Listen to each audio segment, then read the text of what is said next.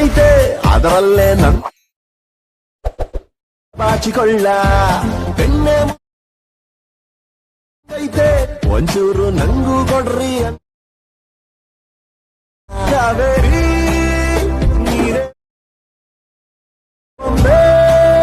ಮುಳುಗಿಸ್ತಾನೆ